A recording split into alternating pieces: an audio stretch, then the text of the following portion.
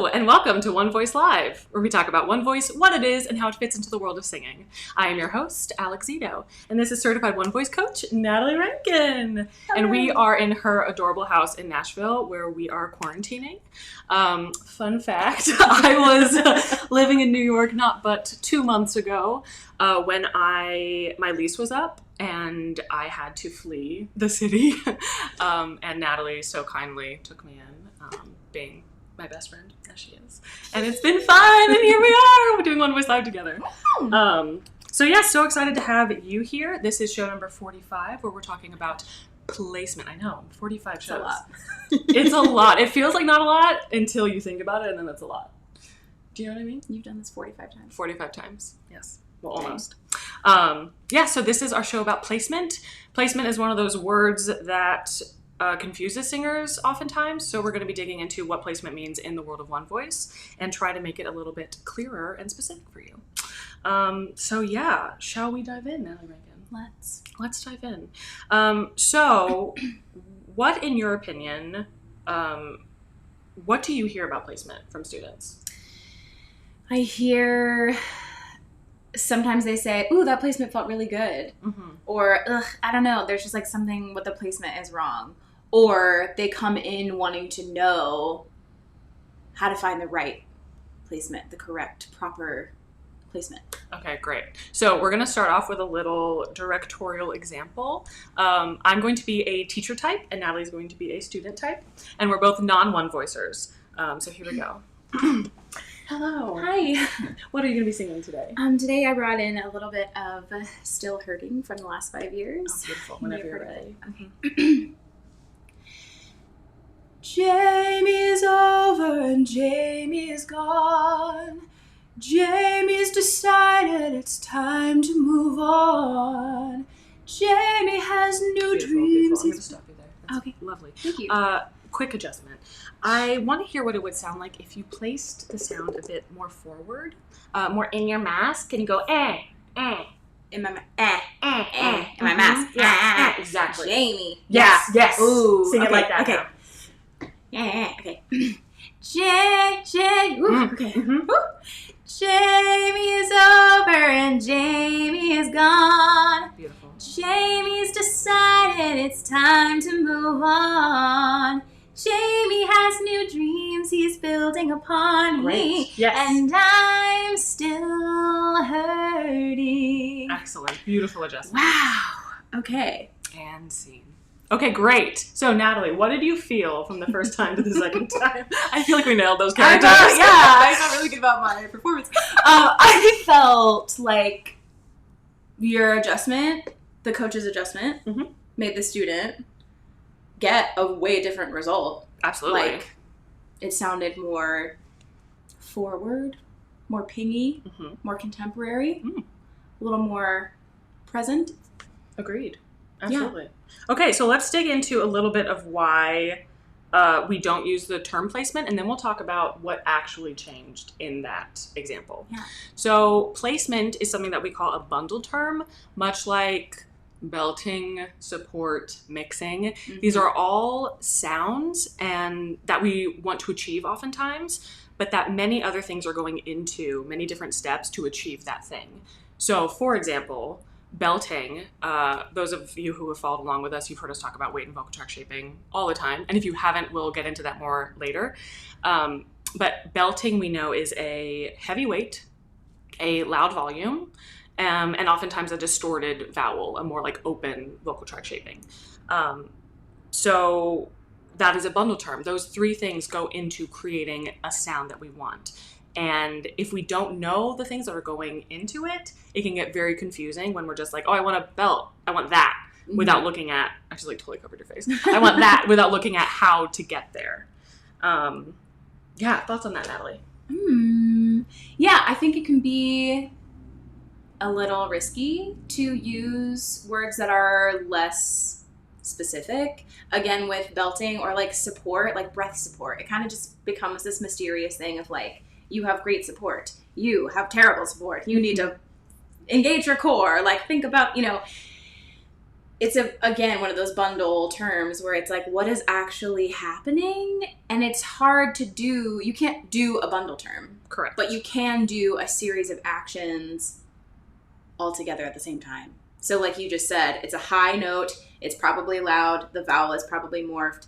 And we're definitely doing heavyweight, high volume. Mm-hmm. All of those things are happening to create belting. But again, on bundle terms too, people disagree all the time of what that actually is. What does it mean to support? What does it mean to belt? What does it mean to mix? Like all those. So placement kind of falls under that. Just like, absolutely. What is right placement? It's sort of this magical, mystical thing just floating in the air. Absolutely. And something that we're going to get into more later is this idea that you can't create a sound. You can't create a belt, but you can change and adjust your muscles and tissues in a way to make action that create belting. Yes. Which is kind of it's kind of like a heady concept, but it's this idea of like projects versus actions. So like if my project is I want to build a table, I can't just be in a vacuum and build a table. Right. I have to get in my car and drive to Home Depot and ask someone, what kind of wood should I use? Because I don't know. And then buy that wood and then buy the tools. So there are all these steps that create my ability to then make a table. And that's kind of what we're talking about. Yes. Yeah. So bundle term equals table. Exactly. And we're talking what kind of tools do you need? What kind of materials do you need? And separating them all is really important. So important. Mm-hmm. I was going to say something else and I can't remember. Ooh, try. So this comes back to the idea of whether or not we can actually place sound. Yes. You can't place sound. Spoiler alert. Yeah. But we can shape sound. We can do a lot to affect the quality of the sound by shaping the tube that it is coming out of, and changing some things around with the vocal production. Absolutely. Yeah. Would you please talk to us about vocal tract shaping? I would love to. Okay, so vocal tract shaping is what it sounds like. You're manipulating the shape of your vocal tract. Your vocal tract is everything from your vocal cords and up. So the sound comes up and out, obviously. And your laryngeal position has a lot to do with that. The placement of your position of your soft palate, your tongue, your lips, the tip of your nose, all of it creates your vocal tract. So when we talk about vocal tract, we talk about normally long versus short. Mm-hmm. So an example that we like to use is a very sophisticated one from SpongeBob. You may have heard of it. So a long vocal tract would be Patrick. Hey guys, how's it going? Hey SpongeBob, what you doing? So it's long and it's hooty. And it sounds like a lot of space. Some people might call this a deep sound. Or a dark sound. Mm-hmm. All of that. And then on the other side of the spectrum is SpongeBob, who speaks in a very, very short vocal tract. So it doesn't sound like there's a lot of space in here. Some people might call this very forward. Some people might say this is very nasally. All that has changed, really, is the shape of my vocal tract. Beautiful. So in that teacher-student example, a couple things happened, but when the teacher asked me to place it in my mask or make the sound more forward, I shortened my vocal tract. Awesome. So I want to do a quick test because a lot of times you can be shortening your vocal tract, but you still say, I still feel it forward. Like I feel like I am placing my sound forward, mm-hmm. which is a really real feeling. So I want to try something. I want everyone who's watching this to talk like, I need to talk like Patrick. So say, hey, what's up, SpongeBob? Hey, what's up, SpongeBob? Awesome. So this is Patrick. Oh. Now I want you to move slowly. Like Santa. Santa Claus. Ho, ho, ho. That's amazing. Christmas in July. Yeah. So now I want us to, on a single word, morph from Patrick to SpongeBob. So it's going to go, hey, hey. Whoa. So in the back, you'll notice, you can feel that it's going from a large space to a really small space. And I want you to really pay attention to what that feels like. Mm-hmm. Hey.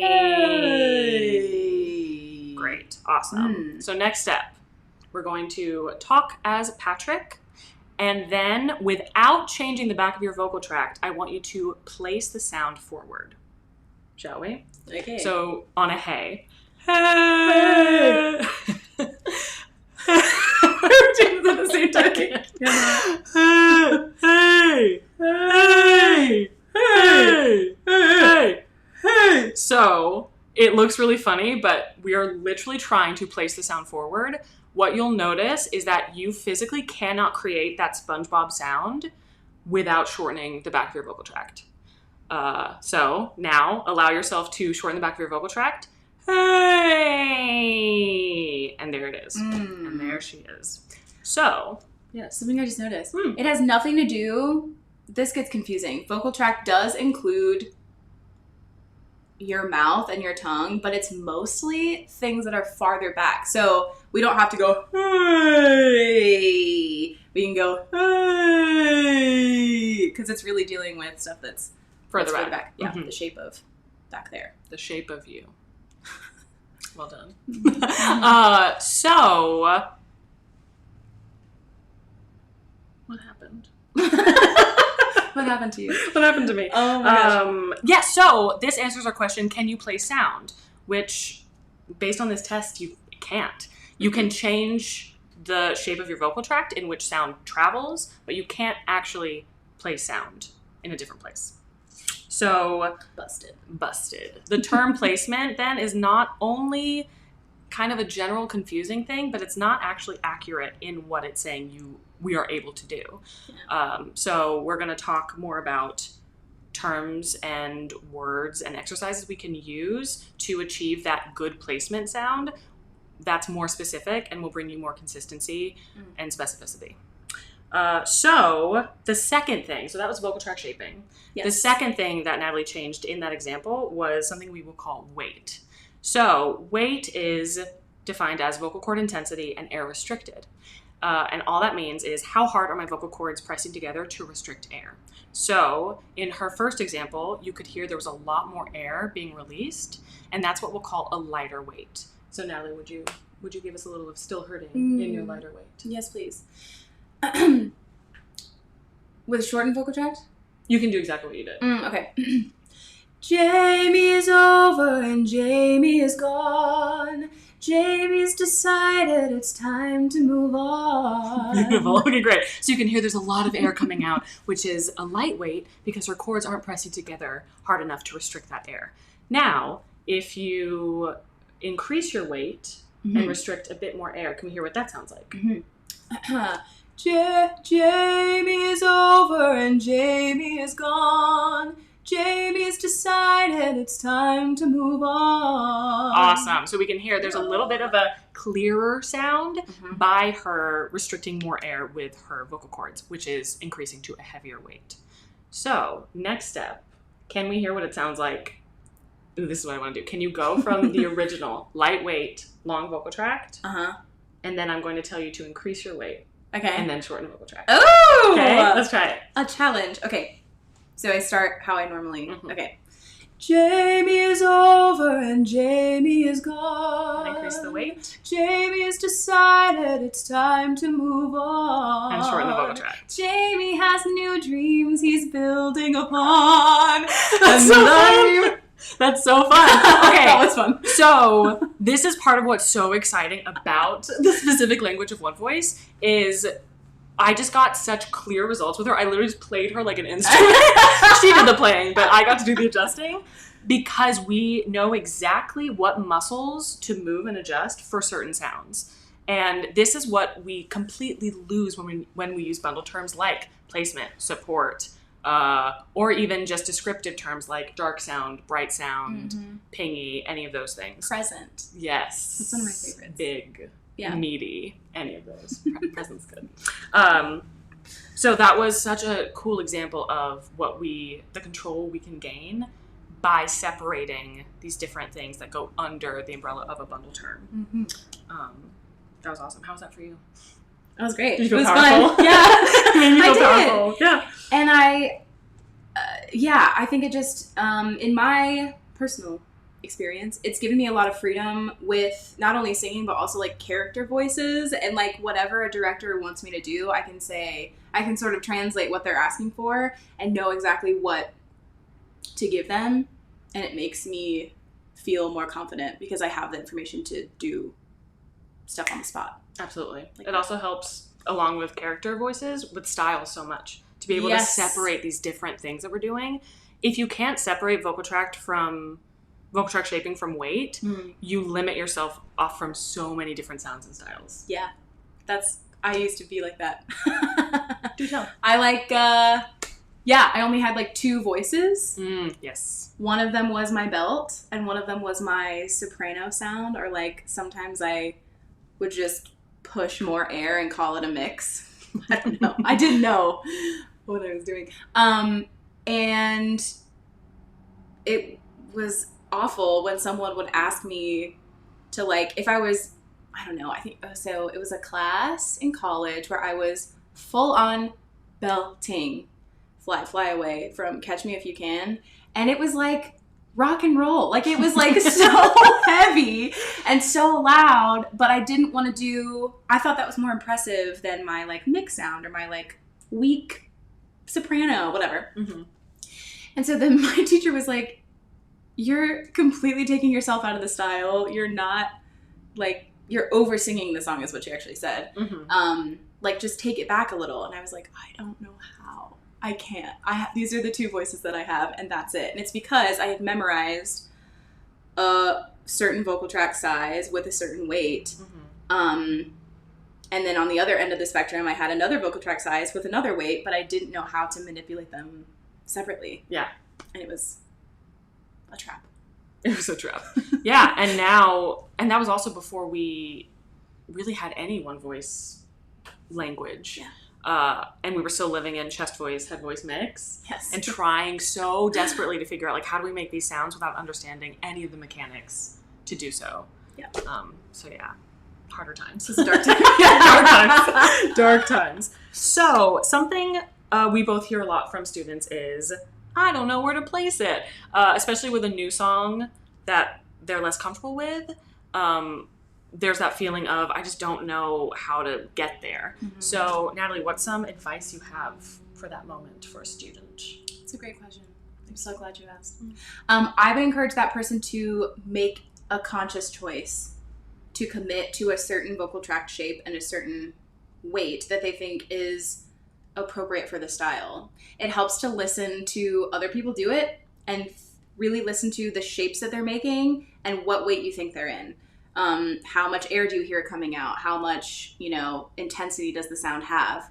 And then try to mimic it and see what happens. Mm-hmm. Making a conscious choice has a lot to do with it. To just give yourself a goal to stick to. Because even if you're not there yet,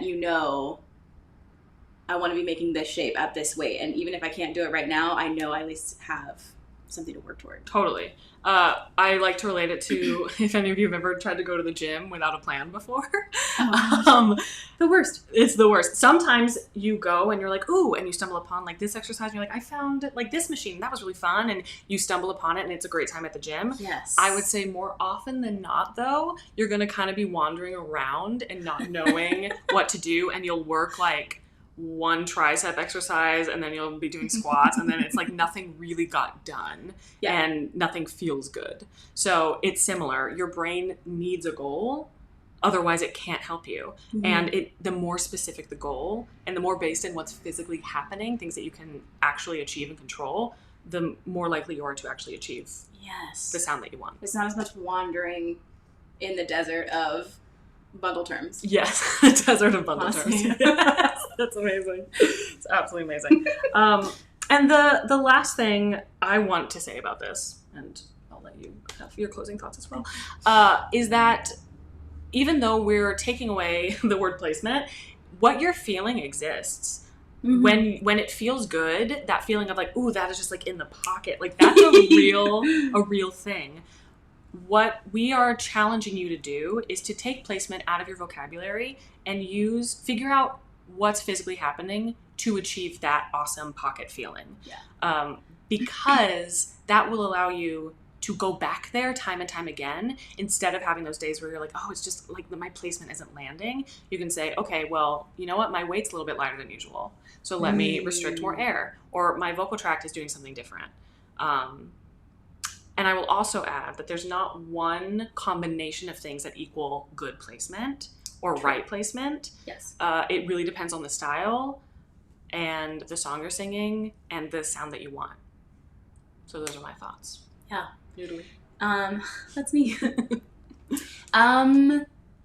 Yeah, I fully agree. 100%. Great. Again, I had something to say and it's just like, whoo. Yeah. I feel really excited right now. I feel like really, I'm like shaking a little about placement. Right, yeah. So I think too, like that in the pocket feeling, or the like, ooh, that was not it, I don't know. Rather than leaving it up to like, I guess my placement was just off. You can have more of a science experiment sort of mind and ask yourself, okay, let me try to recreate it and focus on what my vocal tract was doing, or recreate it and focus on what my weight was doing, so that you can build consistency, but that you're learning the whole way. Mm-hmm. And with, speaking of combinations of weight and vocal tract shaping, that's what makes up, we said this before, but that's what makes up a lot of different styles. And you'll start to hear commonalities with legit musical theater versus contemporary musical theater. They're all different combinations of weight and vocal tract shaping, of like, what is the acceptable sound for that, and how do we know that that person is in that style. Mm-hmm. One of my favorite examples to use is Jessie Mueller. She is just the master of styles and dialect work, but some people might say, like, what's the difference between carousel and waitress? Her placement is different. She's just placing it differently. When really, we know now with this specific terminology that she's a master of manipulating her vocal tract shaping and her weight independently of each other. Yes, well said. Beautiful. Yeah, go listen to Jessie Mueller. That's your homework. That's everyone's homework in the world. Every day. Awesome. Great. Any other thoughts about placement? I don't think so. Awesome. I just want to like encourage everyone to try it. Go back to SpongeBob and Patrick. Yeah, you can really achieve so much freedom using more specific language. Yeah. So I say the takeaways are: play around with your vocal tract shaping and your weight. Remember that you can't actually play sound. You can only adjust the space in which the sound is moving, your vocal tract. And challenge yourself to use more specific language. And if you feel lost, give us a question. You can submit questions you can DM us on Instagram, you can leave a comment here or on Facebook, and we can turn that into a quick question for you that we would love to help you on your singing journey. Yeah. Awesome. Thank you guys so much. Natalie, thank you. This was so fun. Okay, all right. Yeah. Okay. Goodbye. See you guys. Okay, it's just us now. All right, so our next show is going to be Placement Part 2. There's one other missing link that we have not delved into yet, and that is the resonance points theory that we've actually never talked about on One Voice Live or on our One Voice social media ever. So that's going to be really, really exciting. And as far as the announcements, two big announcements that I want to make. The first one is One Voice is moving to a monthly show. We're going to do the last Wednesday of every month. So our next show is going to be July 29th, and that will be Placement Part 2. And the second announcement is that I am stepping out of the role as One Voice Live host. I want to focus on teaching and a few other projects that I have going on in my life. But I want to take this moment to say how unbelievably grateful I am for those of you who have been watching and learning and interacting with us along the way and allowing me to be a part of your week and your singing journey. It's been such a pleasure, and I can't thank all of you enough for just this opportunity, the things I've gotten to learn along the way. So thank you so much. And I will absolutely be back as a guest pretty often, I'm sure. So you're still going to see a lot of me on Instagram and probably on the channel as well. So I'm very excited to announce the new host of One Voice Live, Natalie Rankin! Hi! Surprise! So yes, this is the new One Voice Live host, Natalie Rankin. I'm so excited to pass the torch. Thank you. Yes. So you get to... So yes, this is the face you'll be seeing a lot more of. And I'm leaving you in very capable hands. So anyway, we will see you guys on July 29th for placement part 2. It'll be these two again, but our seats will be switched. So that's really exciting. So tune in for Natalie's first show as host. Oh yeah! Yay! Thank you guys so much for watching, and we'll see you next time on One Voice Live. Goodbye. Goodbye.